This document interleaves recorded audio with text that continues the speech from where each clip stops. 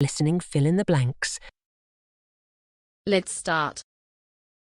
The process starts when you get the original script and a tape. We would start with translating and adapting the film script. The next step is what we call timing, which means synchronizing the subtitles to the dialogue and pictures. This task requires discipline. You play the film, listen to the voice, and the subtitles are up on your screen ready to be timed. You insert your subtitle when you hear the corresponding dialogue, and delete it when the dialogue finishes. The videotape carries a time code, which runs in hours, minutes, seconds, and frames.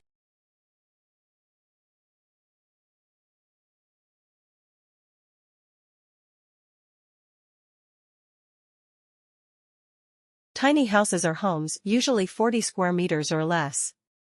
A popular construction style is to build them on a trailer base. This allows them to be classified as road towable vehicles and avoids many of the complications of building a permanent home with foundations. Others are log cabin style or shed homes, and some are even built underground. They are much cheaper than traditional housing. The average tiny house price tends to be around £35,000 and result in much cheaper living costs.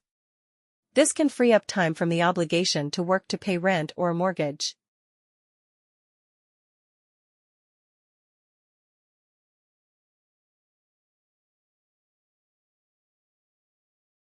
This also means that although tiny houses are considerably more affordable than conventional houses, they are out of the reach of the people who are in most dire need of housing.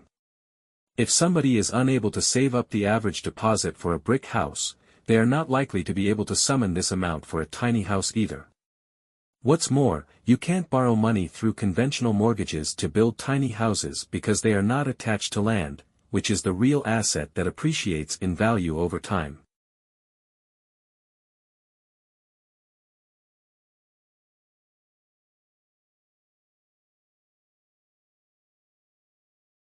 Think of it as a clock. The subtitling unit has an insert key to capture the time code where you want the subtitle to appear. When you press the delete key, it captures the time code where you want the subtitle to disappear.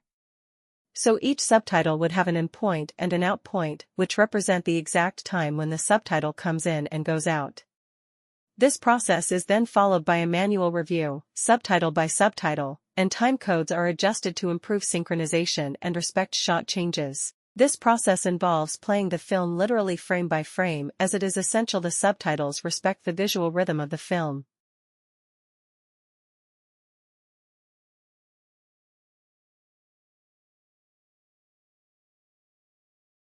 Our work also involves checking and reworking subtitles when the translation is not up to standard. However, the reason for redoing subtitles is not just because of poor quality translation. We may need to adapt subtitles to a new version of the film. The time code may be different. The film may have been edited, or the subtitles may have been created for the cinema rather than video. If subtitles were done for cinema on 35mm, we would need to reformat the timing for video, as subtitles could be out of sync or too fast. If the translation is good, we would obviously respect the work of the original translator.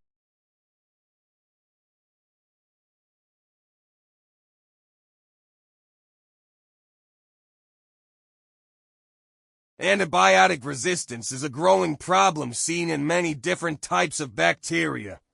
As treatment options continue to dwindle, it has been recognized as a global threat, one that has grown worse not only because of a rise in resistance, but also due to the decrease in both the discovery and production of new drugs. Analysts have estimated that if no new antibiotics or alternative treatment strategies are found by 2050, 10 million people a year will die from antibiotic-resistant infections.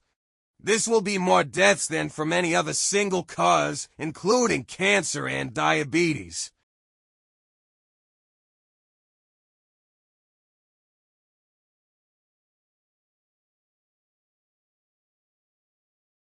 Monday mornings have a double helping of stress for the working body, as it makes a rapid transition from sleep to activity, and from the relaxing weekend to the pressures of work.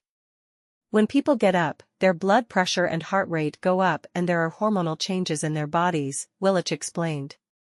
All these things can have an adverse effect in the blood system and increase the risk of a clot in the arteries, which will cause a heart attack. When people return to work after a weekend off, the pace of their life changes. They have a higher workload, more stress, more anger, and more physical activity, said Willich. We need to know how these events cause changes in the body before we can understand if they cause heart attacks.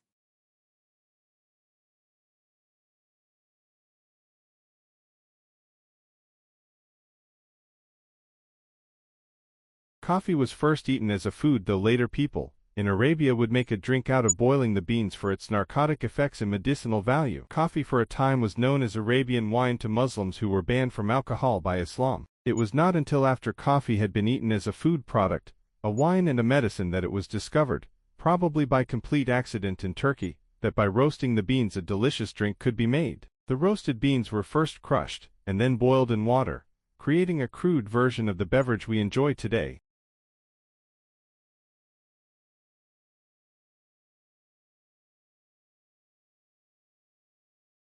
We think of museums as trustees of a nation's cultural capital.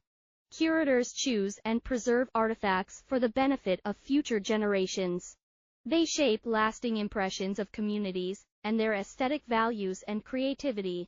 These are weighty responsibilities, and public museums have often been judged harshly for the selective legacies crafted by their key decision-makers.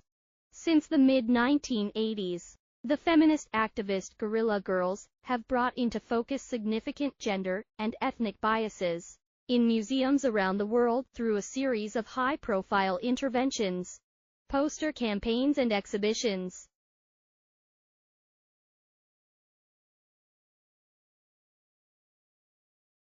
Like, share, subscribe the channel, and press the bell icon for further updates.